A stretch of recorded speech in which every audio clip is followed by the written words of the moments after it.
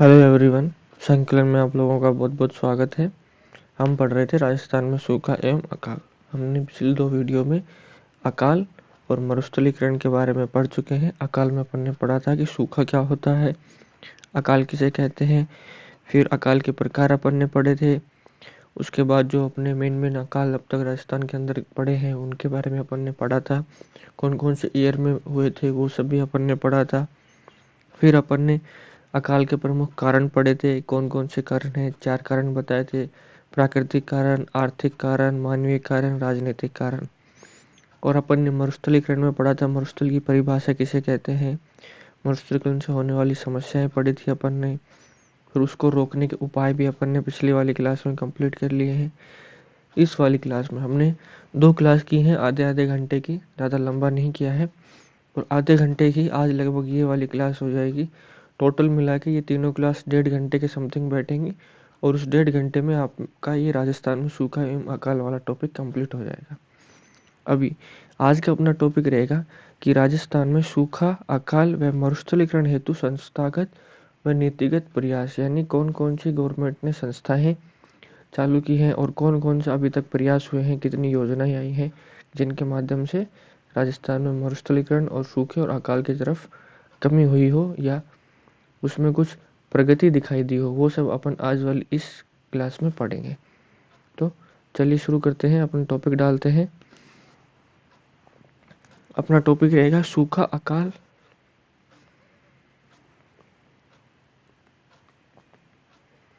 सूखा, अकाल व मरुस्थलीकरण को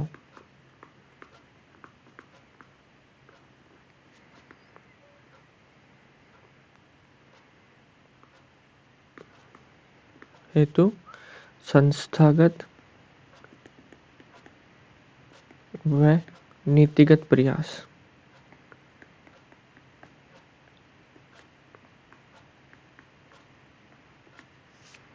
ये हम सब प्रयास पढ़ेंगे, कौन कौन सी सरकार ने संस्थाएं चलाई हैं, कौन कौन से ऐसे प्रयास किए हैं जिसमें सूखे, अकाल और मरुस्थलीकरण में कमी आई हो।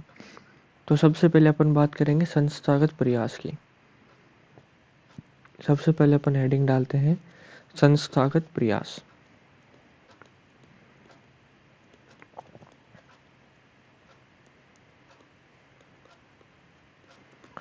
संस्थागत प्रयास में अपन पहली संस्था के बारे में पढ़ेंगे, वो है अपनी काजरी।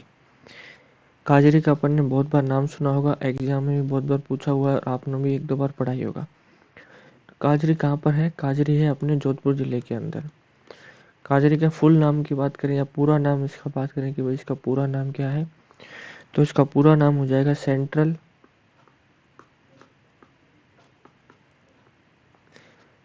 Arid zone, central arid zone research institute.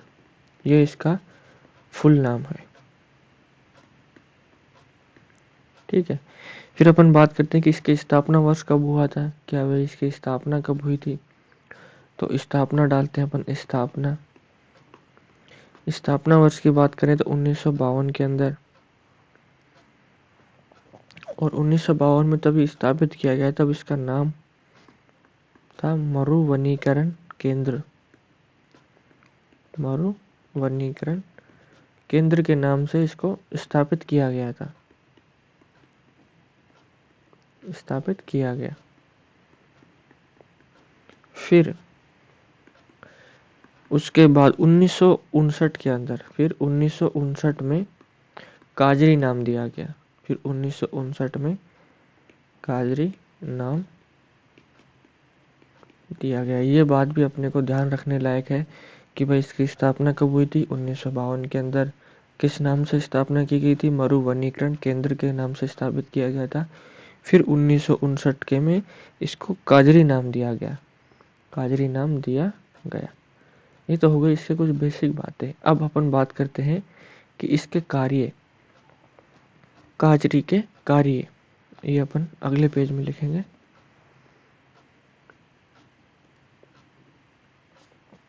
यहाँ पे अपन लिखते हैं काजरी CAZRI के कार्य। ये कौन कौन से कार्य करती है ये संस्था? तो इसके अपन कार्य लिखते हैं तो अपना पहला कार्य हो जाएगा मरुस्थलीकरण की प्रक्रिया को कम करना। पहला कार्य हो जाएगा इसका मरुस्थलीकरण की प्रक्रिया को कम करना। अब इस लाइन से अपन क्या समझते हैं? इस लाइन से समझते हैं कि जैसे काजरी है, काजरी अपने जो पश्चिमी क्षेत्र है अपना राजस्थान में जहाँ पे मरुस्थल बहुत ज़्यादा है, तो उसको ये कम कैसे करेगी?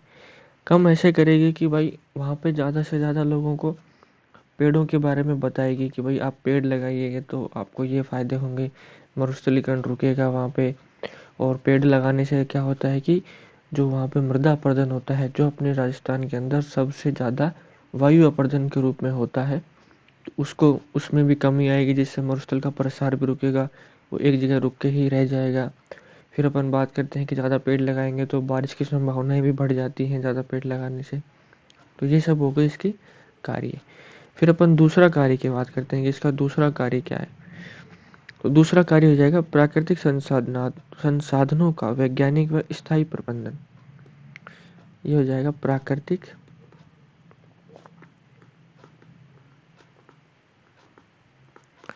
संसाधनों का वैज्ञानिक व स्थायी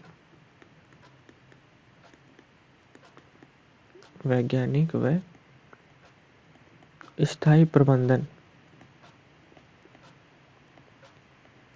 यानी जितने भी संसाधन है अपने राजस्थान के अंदर, जैसे पश्चिमी क्षेत्र में कोयला निकलता है और भाई तेल भी निकलती है, गैस भी निकलती है, तो उनका स्थायी और वैज्ञानिक रूप से प्रबंधन करना, यानी भाई उस क्षेत्र को ऐसे विकसित करना कि बाकी के जो बचा हुआ क्षेत्र है वो उसको नुकसान ना पहुंचे। तो ये होता है प्राकृतिक संसाधनों का वैज्ञानिक व स्थायी प्रबंधन। फिर अपन तीसरे पॉइंट की बात करते हैं। तीसरा पॉइंट क्या हो जाएगा? तीसरा पॉइंट हो जाएगा भूमि प्रबंधन। भूमि प्रबंधन से भी आप समझ गए होंगे कि भाई भूमि की जो उपजाऊता है उसको बढ़ाना। ऐसे जो उसके लोगों को ये बताना है कि भाई फलाने पोषक तत्व आप मिलाओगे तो अपने भूमि की उर्वरता में वृद्धि हो जाएगी, ये फसल उगाएंगे तो इससे भूमि की उर्वरता में वृद्धि हो जाएगी, ये सब। फिर अपन चौथे पॉइंट की बात करते हैं जल प्रबंधन। चौथा पॉइंट हो जाएगा जल प्रबंधन। जल प्रबंधन से भी आप अच्छे भली बात समझ जाएंगे कि जल प्रबंधन होता कैसे है या फिर ये क्या चीज़ है। फिर अपन अगले की बात करते हैं। अपना अगला हो जाएगा मृदा संरक्षण।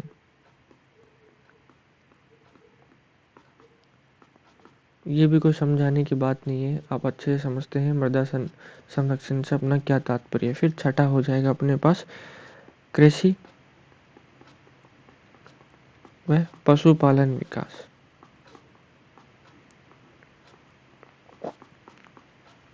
इस चीज़ से क्या तात्पर्य? इससे तात्पर्य है कि अगर हम वहाँ पे जो पश्चिमी अपना क्षेत्र है वहाँ पे कृषि की उपजाऊता यानी कृषि की पैदावार को अपन बढ़ा देते हैं वहाँ पे, तो क्या होगा, ऑटोमेटिकली जो पशुपालन है उसका विकास तो अपने आप ही हो जाएगा। अगर पशुओं के लिए चारे की व्यवस्था आराम से हो सकती है पश्चिमी क्षेत्र के अंदर, तो जो वहाँ पे लोग रहते हैं वो भी पशुपालन की ओर अग्रसर हो जाएंगे, क्योंकि उन्हें पता है कि भाई चारे की तो कोई कमी ही नहीं होगी, चारे की कमी नहीं होगी, पीने के पानी की कमी नहीं होगी और अन्न की कमी नहीं होगी अगर कृषि का विकास हो गया तो ऑटोमेटिकली अगर कहीं पे कृषि का विकसित है तो वहाँ पे पशुपालन भी बहुत अच्छा मिलेगा। अगर कहीं पे कृषि विकसित नहीं है तो वहाँ पर पशुपालन भी उस प्रकार का नहीं मिलेगा जिस प्रकार का विकसित कृषि की तरफ मिलता है। तो ये हो गई काजरी की, अपन ने पूरी बात कर ली, स्थापना कब हुई थी और इसके कार्य क्या क्या है और राजस्थान के कौन से जिले के अंदर है। अब अपन अगली बात करते हैं। अगला हो जाएगा आफरी। अगली संस्था है अपनी आफरी, और एग्जाम में बहुत बार पूछा गया है कि काजरी कहाँ पर स्थित है और आफरी कहाँ पर स्थित है, और ये दोनों अपने जोधपुर जिले के अंदर स्थित है। ये चीज़ें भी अपने को याद रखनी है। तो ये अपने कहाँ पर स्थित है? जोधपुर जिले में। इसका फुल नेम की बात करें कि इसका पूरा नाम क्या है, इसका पूरा नाम हो जाएगा एरिड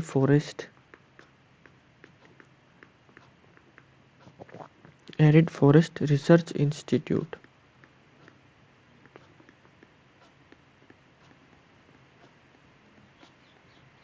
ये इसका फुल नेम हो जाएगा। फिर अपन इसकी बात करेंगे, इसकी स्थापना कब हुई थी। स्थापना वर्ष, आफरी की स्थापना हुई थी 1985 के अंदर। ये चीज भी अपने को याद रखनी है, स्थापना वर्ष और कौन से जिले के अंदर है। फिर अपन बात करते हैं कि आफरी का उद्देश्य क्या है। इसके अपन उद्देश्य की बात करें, किस उद्देश्य से आफरी की स्थापना की गई थी। इसका उद्देश्य था मरुस्थलीय क्षेत्रों में वनों के विकास हेतु। इसका उद्देश्य है मरुस्थलीय क्षेत्रों में वनों के विकास हेतु।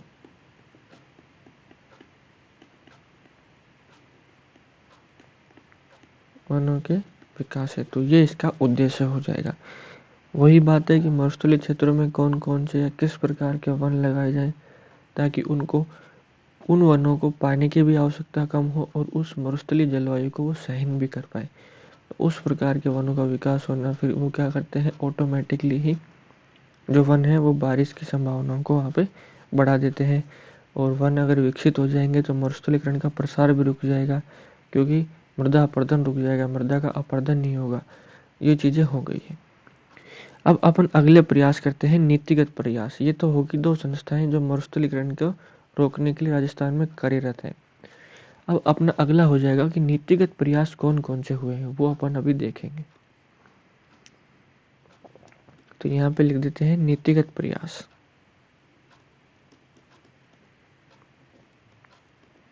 कि कौन कौन सी नीतियां सरकार ने बनाई हैं जिससे मरुस्थलीकरण के अंदर कमी आई है, वो सब अपन अभी इस वाले टॉपिक के अंदर पढ़ेंगे। तो नीतिगत प्रयास में अपन पहली नीति डालते हैं। पहली नीति थी मरु विकास कार्यक्रम। पहली डालते हैं यहाँ पे मरु विकास कार्यक्रम। और मरु विकास कार्यक्रम एग्जाम में बहुत बार पूछा गया है कि किस वर्ष शुरू किया गया था। तो इसकी शुरुआत हुई थी 1977 और 78 के मध्य। ठीक है, मरु विकास कार्यक्रम की शुरुआत हुई थी 1977 और 78। बहुत बार एग्जाम में ये पूछा गया है। और इसकी बात करें तो ये अपने हो जाएगा राजस्थान के 16 जिलों में चल रहा है। राजस्थान के 16 जिलों में, राजस्थान के 16 जिलों में चल रहा है। ठीक है, फिर अपन अगली बात करते हैं इसी में। फिर उसकी बात करें कि बजट, इस जो नीति है इसका बजट कितना है। तो बजट की अपन बात करते हैं यहाँ पर कि भाई बजट किस प्रकार से है। बजट हो जाएगा 75:25 में, यानी 75 रुपए तो केंद्र, यानी 75% तो केंद्र सरकार देगी और 25% राज्य सरकार देगी। ठीक है, तो यहाँ पे अपन लिख देते हैं 75 तो केंद्र सरकार देगी और 25 राज्य सरकार देगी। आ गया बात समझ में नहीं। इस नीति के अंदर मान लेते हैं कि 100 रुपये खर्च हो रहे हैं अपने, तो उन 100 रुपयों में से 75 रुपये तो केंद्र सरकार देगी और 25 रुपये राज्य सरकार अपने तरफ से खर्चा करेगी। फिर अपन बात करते हैं कि इस नीति का उद्देश्य क्या है। जो मरु विकास कार्यक्रम है इसका उद्देश्य क्या है। इसका उद्देश्य है कृषि वानिकी,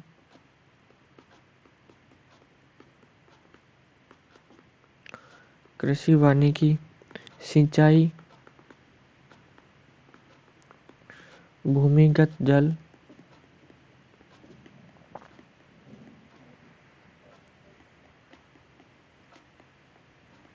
और ग्रामीण विद्युतीकरण।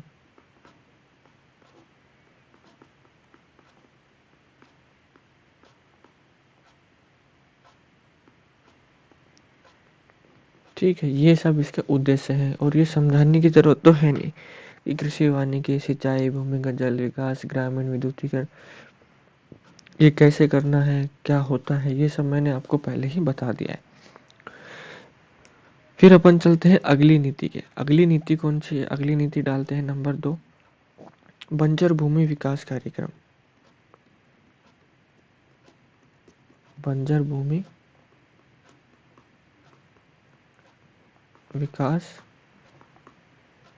कार्यक्रम, ये अपनी हो जाएगी बंजर भूमि। इसका शुरुआत हुआ था 1989 से लेके 90 के मध्य में बात करें कितने जिलों के अंदर चलाई जा रही है, जिलों की बात करते हैं तो ये हो जाएगी 10 जिलों में,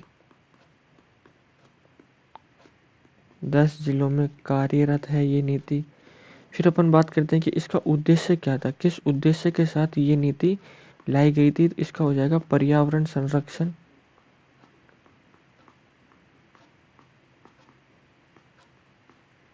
और वनों की कटाई को रोकना। वनों की कटाई को रोकना, ये इसके उद्देश्य के साथ ये नीति लाई गई थी। ये चीज़ अपने को याद रखनी है कि बंजर भूमि विकास कार्यक्रम कब शुरू किया गया, 1989-90 में। 10 जिलों में ये कार्यरत है और इसका उद्देश्य हो जाएगा पर्यावरण संरक्षण और वनों की कटाई को रोकना। फिर अपन अगली की बात करते हैं। अगली नीति हो जाएगी अपनी, अगली नीति हो जाएगी मुख्यमंत्री जल स्वावलंबन योजना। मुख्यमंत्री जल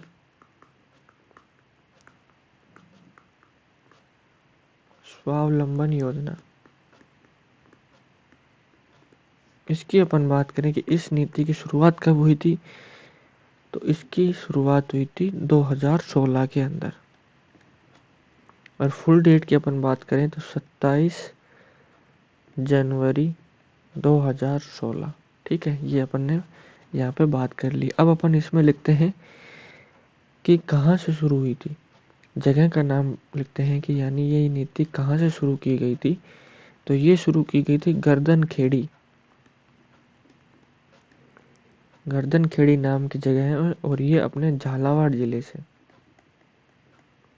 गर्दनखेड़ी झालावाड़ से। फिर अपन बात करते हैं कि इस नीति को किस उद्देश्य के साथ लाया गया था। इसका उद्देश्य की अपन बात करते हैं कि किस उद्देश्य के साथ आई थी ये, तो ये आई थी कि जल की दृष्टि से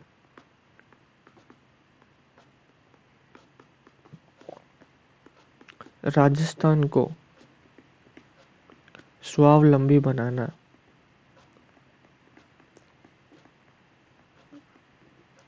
इसका मतलब ये हो जाएगा कि राजस्थान को इतना सक्षम बनाना कि उसको बाहर के राज्यों से जल की आपूर्ति की आवश्यकता ना हो। यानी कि अपन बहुत सी ऐसी परियोजनाएं हैं, जैसे इंदिरा गांधी नहर परियोजना है, वो भाखड़ा जो हरिके बैराज बांध है वहाँ से वो निकलती है, जो इंदिरा गांधी नहर है।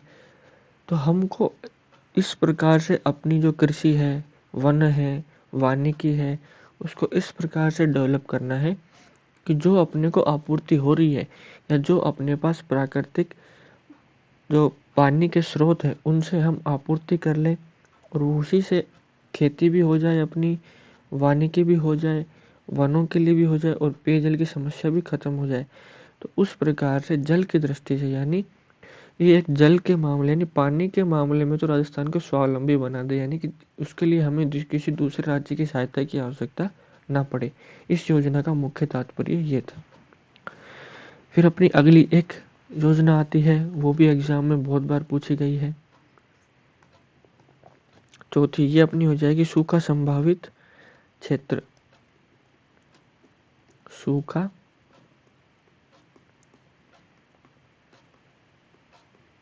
संभावित क्षेत्र विकास कार्यक्रम। अब इसकी बात करें कि ये क्या है। इसकी शुरुआत हुई थी 1973 और 74 के अंदर, और इससे एग्जाम में पूछा जाता है कि सूखा संभावित क्षेत्र विकास कार्यक्रम किस वर्ष से चालू किया गया। तो आपको ये सन याद रखनी है, सब कुछ याद रखना है जितना मैं बता रहा हूँ, उसके अलावा कुछ नहीं पूछा जाएगा। फिर इसकी बात करते हैं कि इसका बजट कितना था। वही इसका बजट है 75:25 में, यानी 75 तो देगी केंद्र सरकार और 25 देगी राज्य सरकार।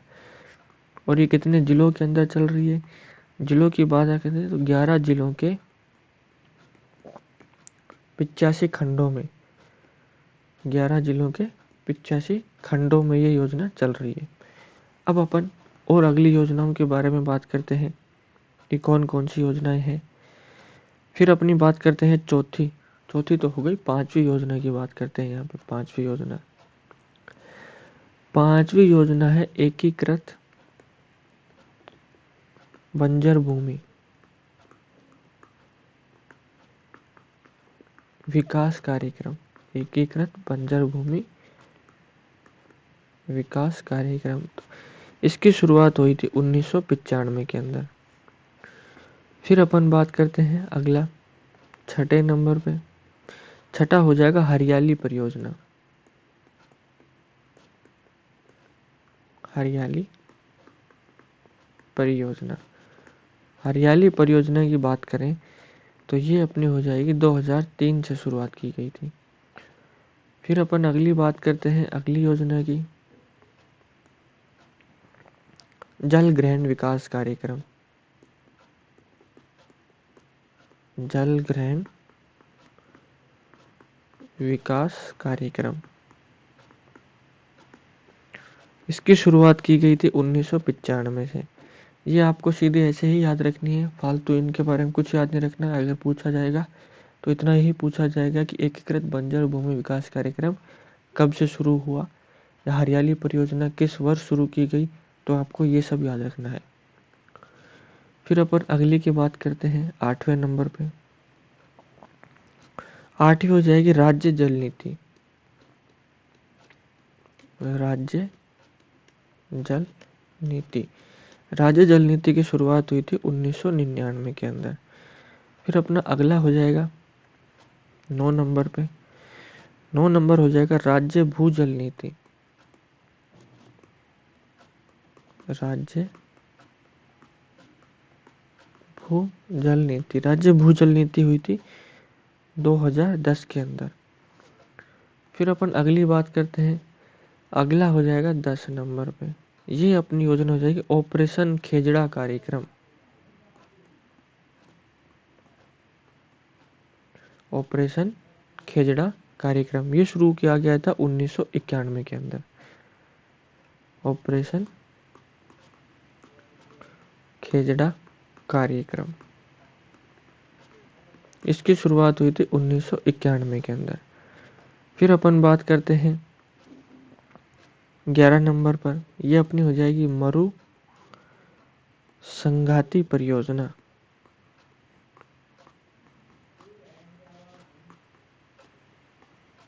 मरु संघाती परियोजना की शुरुआत हुई थी 1999 और 2000 के मध्य। ये चीजें अपने को याद रखनी है। फिर कुछ अगली है वो भी अपन देख लेते हैं कौन कौन सी योजनाएं हैं।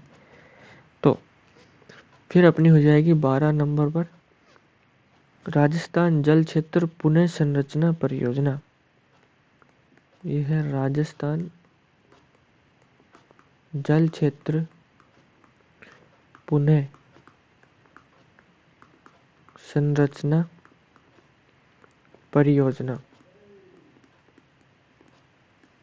इसकी शुरुआत की गई थी 2002 के मध्य। फिर अपन अगली योजना की बात करते हैं, ये हो जाएगा फूड स्टाम्प योजना। फूड स्टाम्प योजना, फूड स्टाम्प योजना की अपन बात करते हैं तो ये हो गई थी 15 अगस्त 2004 से। और इसका उद्देश्य था कि जो भूख से होने वाली, यानी भूख से होने वाली मृत्यु को रोकने हेतु, मृत्यु को रोकना, ये इसका उद्देश्य था। ठीक है। फिर कुछ और भी हैं, वो भी अपन लिख लेते हैं कि कौन कौन सी योजनाएं बच गई हैं, वो भी अपन लिख लेते हैं। तो यहाँ पे पहले लिखते हैं अरावली वृक्षारोपण कार्यक्रम। अरावली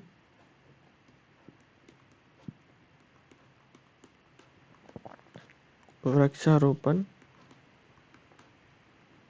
कार्यक्रम, इसकी शुरुआत हुई थी 1992-93। फिर अपन बात करते हैं अगले की। अगला हो जाएगा अपना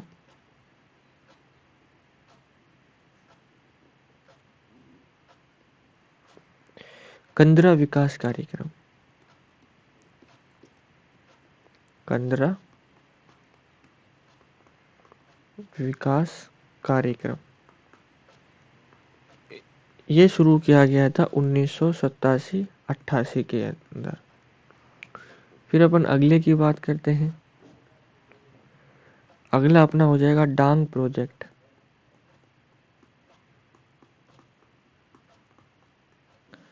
डांग प्रोजेक्ट की बात करें तो ये हुआ था 1995 से लेकर 96 की। फिर अपन बात करते हैं अगले प्रोजेक्ट के बारे में। ये है मेवात क्षेत्र विकास कार्यक्रम। मेवात क्षेत्र विकास कार्यक्रम, इसकी शुरुआत हो गई थी 1987 के अंदर। और ये सारी आपको याद रखनी है क्योंकि एग्जाम में सीधा सीधा पूछा जाता है कि मेवात क्षेत्र विकास कार्यक्रम किस वर्ष शुरू किया गया। आपका आंसर हो जाएगा 1987। फिर अपनी अगली योजना है, अगली योजना के बारे में बात करते हैं। ये हो जाएगी मगरा क्षेत्र विकास कार्यक्रम। मगरा क्षेत्र विकास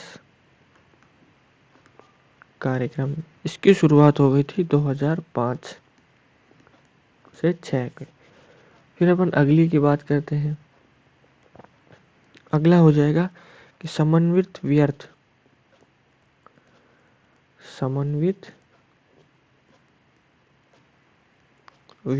भूमि विकास कार्यक्रम। व्यर्थ भूमि विकास कार्यक्रम, इसकी अगर शुरुआत की बात करें तो ये हो जाएगा 1992 से 93 के मध्य। फिर अपन बात करते हैं कि सीमावर्ती